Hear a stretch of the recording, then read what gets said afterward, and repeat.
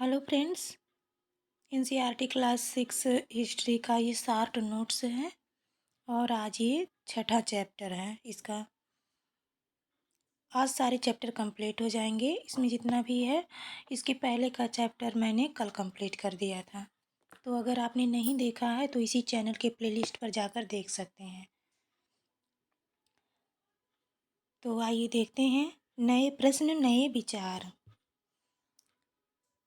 इस चैप्टर का देखते हैं।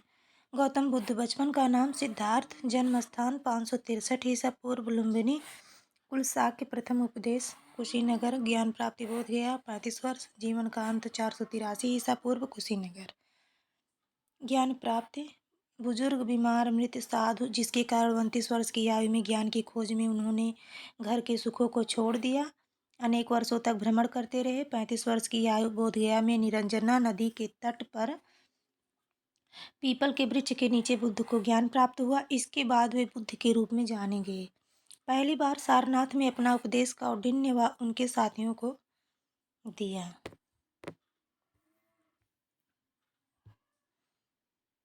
इसमें जो एक एक लाइन है उसको सब जितने भी लाइन्स हैं सबको ध्यान से आप लोग पढ़ते हुए चलिएगा। सभी बहुत ही इम्पोर्टेंट हैं, कोई भी लाइन स्किप नहीं करना है। गौतम बुद्ध के शिष्य आनंद और उपाली थे। बुद्ध ने अपनी शिक्षा सामान्य लोगों को प्राकृत भाषा में दी। बुद्ध ने अंतिम लक्ष्य निर्वाण की प्राप्ति बताते हैं। सारनाथ में स्तूप का निर्माण किया गया। प्रमुख शिक्षा जीवन कष्ट व दुखों से भरा है और यह इच्छा व लालसाओं के कारण होता है। इस लालसा को उन्होंने तृष्णा कहा। इसका समाधान आत्म संयम है। हमारे कर्म के परिणाम चाहे अच्छे हों या बुरे हमारे वर्तमान जीवन के साथ साथ बाद के जीवन को भी प्रभावित करते हैं। बौद्ध ग्रंथ विनय पिटक जीवन की घटनाएं, सुत्त पिटक संघ के नियम, अभिधम्म पिटक आध्यात्मिक विचार, उपनिषद यह उत्तर वैदिक ग्रंथ था तथा उपनिषद का अर्थ होता है गुरु के समीप बैठना। यह बातचीत का संकलन है। इसके अंतर्गत विभिन्न विचारकों चिंतकों के द्वारा मृत्यु के बाद के खोज में ढूंढे गए उत्तर हैं। जैन शब्द संस्कृत के जिन शब्दों से बना है जिसका अर्थ विजेता होता है। महावीर जैन का जन्म 540 ईसा पूर्व कुंडग्राम वैशाली बिहार में हुआ था। उन्होंने जाम्भिक ग्राम में प्रथम उपदेश राजगृह में दिया था। जीवन का अंत 468 ईसा पूर्व। पावापुरी राजगृह बचपन का नाम था। वर्धमान महावीर जैन धर्म के संस्थापक ऋषभदेव थे और 24वें महावीर जैन यह वज्र संघ के लिच्छवी कुल के क्षत्रिय राजकुमार थे। 30 वर्ष की आयु में इन्होंने घर छोड़ दिया। 12 वर्ष तक उन्होंने कठिन व एकाकी जीवन व्यतीत किया। इसके बाद उन्हें ज्ञान प्राप्त हुआ। महावीर ने अपनी शिक्षा प्राकृत में दी। त्रिरत्न सम्यक ध्यान, सम्यक दर्शन, सम्यक आचरण, जैन दिगंबर और श्वेतांबर। जैन धर्म की शिक्षाएं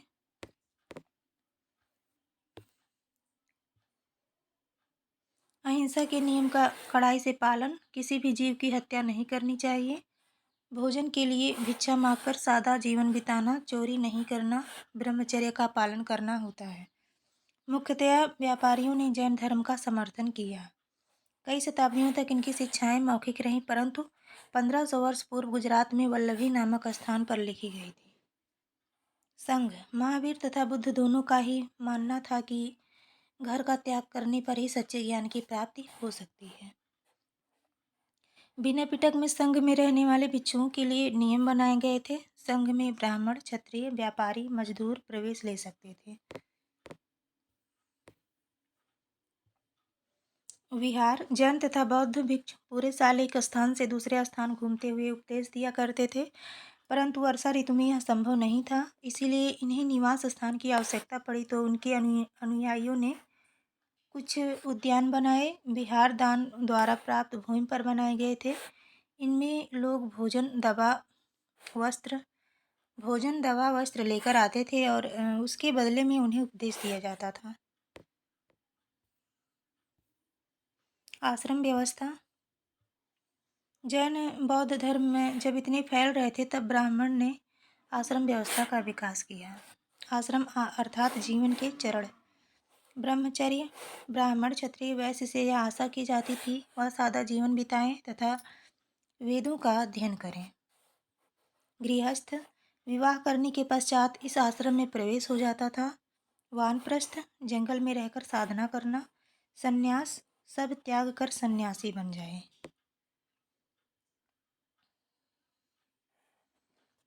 तो ये चैप्टर समाप्त हुआ। इसके आगे का चैप्टर देखते हैं।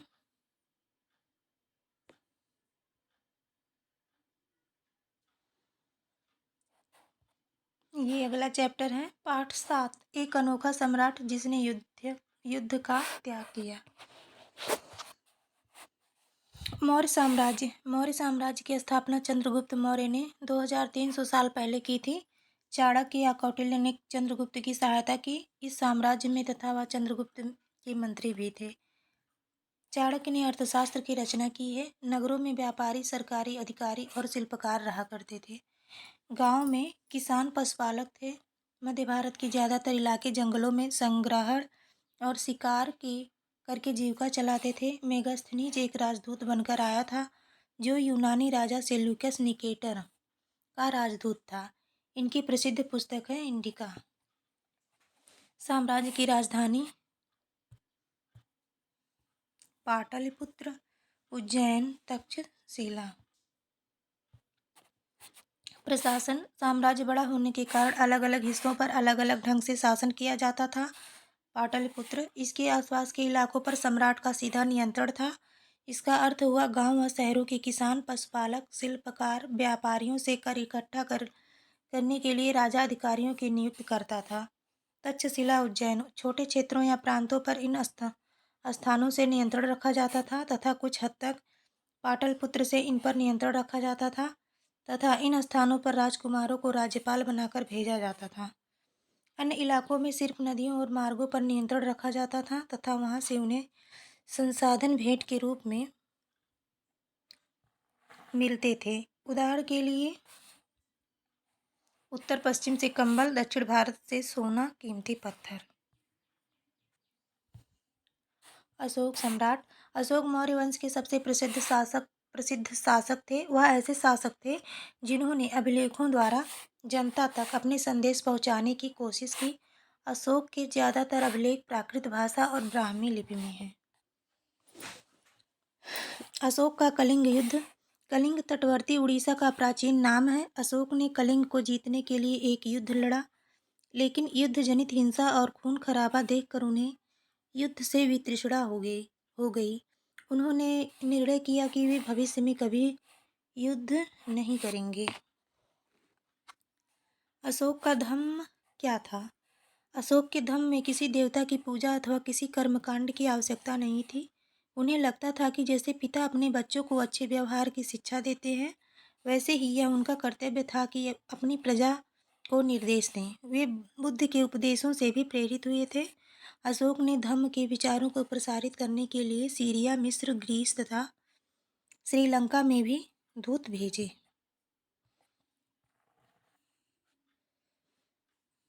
अब अगले चैप्टर को देखते हैं।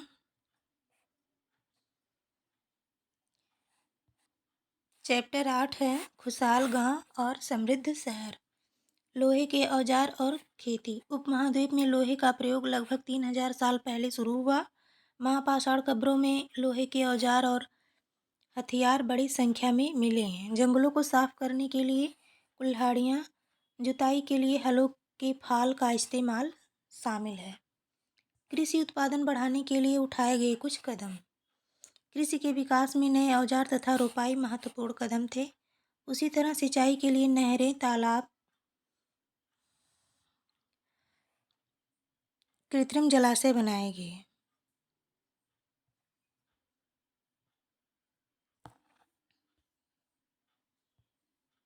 गांवों में कौन रहते थे? इस उपमहाद्वीप के दक्षिणी तथा उत्तरी हिस्सों के अधिकांश गांवों में कम से कम 3 तरह के लोग रहते थे।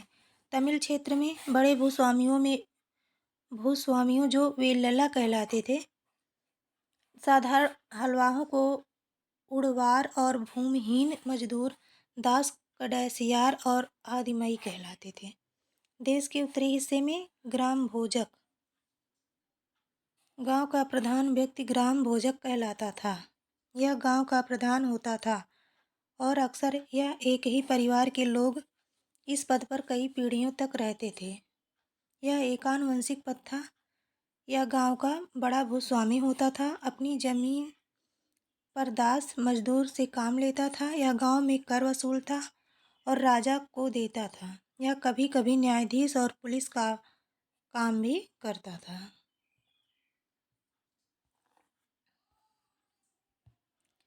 स्वतंत्र कृषक, ग्राम भोजकों के अलावा अन्य स्वतंत्र कृषक भी होते थे जिन्हें गृहपति कहते थे। इनमें ज़्यादातर छोटे किसान ही होते थे। दास या कर्मकार, इनके पास स्वयं की ज़मीन नहीं होती थी और यह दूसरों की ज़मीन पर कार्य करते थे। कुछ लोहार, कुम्हार, बढ़ई, बुनकर, शिल्पकार तथा कुछ दास कर्मकार भी थे।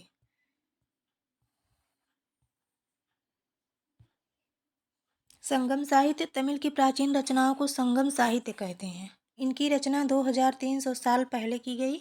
संगम साहित्य इसलिए कहा जाता है क्योंकि मदुरै के कवियों के सम्मेलन में इनका संकलन किया गया है। आहत सिक्के, सबसे पुराने आहत सिक्के थे जो करीब 500 साल चले। चांदी या तांबे के सिक्कों पर विभिन्न आकृतियों को आहत करके बनाए जाने के कारण इन्हें आहत सिक्का कहा जाता था। नगर,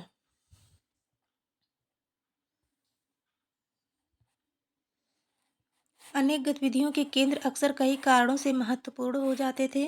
उदाहरण के लिए मथुरा 2500 साल से भी ज़्यादा समय से एक महत्वपूर्ण नगर रहा है। 2000 साल पहले मथुरा कुषाणों की दूसरी राजधानी बनी। मथुरा बेहतरीन मूर्तियां बनाने का केंद्र था। मथुरा एक धार्मिक केंद्र भी रहा है। शिल्प तथा शिल्पकार, पुरास्थलों से शिल्पों के नमूने मिले हैं। इनमें मिट्टी के बहुत ही पतले और सुंदर बर्तन मिले जिन्हें उत्तरी काले चमकीले पात्र कहा जाता है क्योंकि ये ज़्यादातर उपमहाद्वीप के ऊपरी भाग में मिले हैं। अनेक शिल्पकार तथा व्यापारी अपने अपने संघ बनाने लगे थे जिन्हें श्रेणी कहते थे। काम प्रशिक्षण देना, कच्चा माल उपलब्ध कराना, माल का वितरण करना था। सूक्ष्म निरीक्षण, अरिकामेड पुदुचेरी 2200 से 1900 साल पहले एक पत्तन था। यहाँ दूर दूर से आए जहाज़ों से सामान उतारे जाते थे। इस स्थान से भूमध्य सागर एफोरा जैसे पात्र मिले हैं। इनमें तेल या शराब जैसे तरल रखे जा सकते थे। आइए अब अगले चैप्टर को देखते हैं।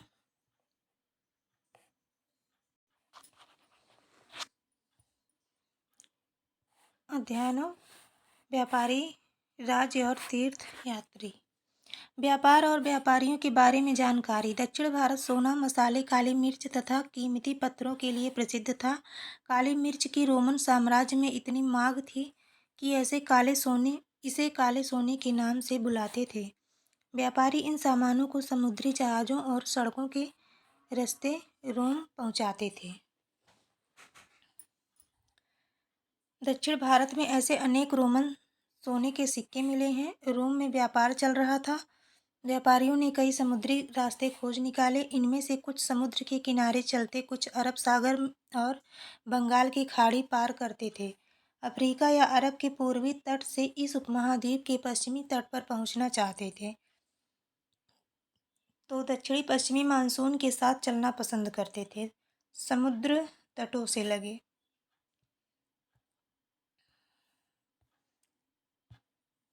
राज्य, इस उपमहाद्वीप के दक्षिणी भाग में बड़ा तटीय प्रदेश है।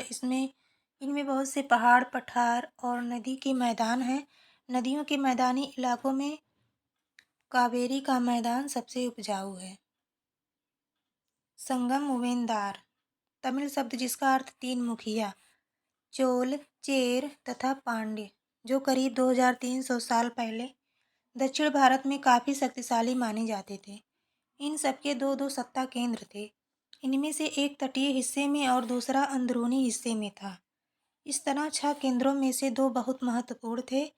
एक चोलों का पत्तनपुहार या कावेरी पत्तनम, दूसरा पांड्यों की राजधानी मदुरै। ये मुखिया लोगों से नियमित कर के बजाय उपहारों की मांग करते थे। इसके लगभग 200 वर्षों के बाद पश्चिम भारत में सातवाहन नामक राजवंश का प्रभाव बढ़ गया। सातवाहनों का सबसे प्रमुख राजा गौतमी पुत्र सातकर्णी था। उसके बारे में हमें उसकी मां गौतमी बलश्री द्वारा प्रदान किए गए अभिलेख से पता चलता है।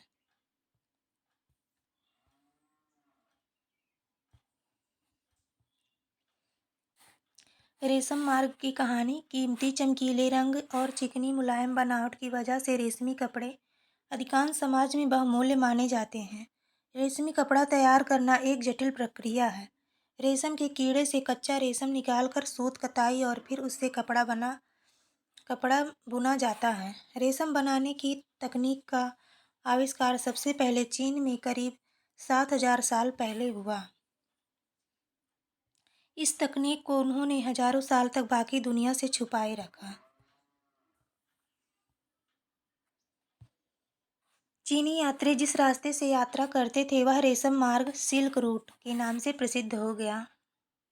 चीनी शासक ईरान और पश्चिमी एशिया के शासकों को उपहार के तौर पर रेशमी कपड़े भेजते थे। 2000 साल पहले रोम के शासकों और धनी लोगों के बीच रेशमी कपड़े पहनना एक फैशन बन गया। सिल्क रूट पर नियंत्रण रखने वाले शासकों में कुषाण थे। बौद्ध धर्म का प्रसार। कुषाणों का सबसे प्रसिद्ध राजा कनिष्क था। उसने करीब 1900 साल पहले शासन किया। उसने एक बौद्ध परिषद का गठन किया जिसमें एकत्र होकर विद्वान महत्वपूर्ण विषयों पर विचार विमर्श करते थे। बुद्ध की जीवनी। बुद्ध चरित्र के रचनाकार कवि अश्वघोष कनिष्क के दरबार में रहते थे। अश्वघोष तथा अन्य बौद्ध विद्वानों ने अब संस्कृत में लिखना शुरू कर दिया था।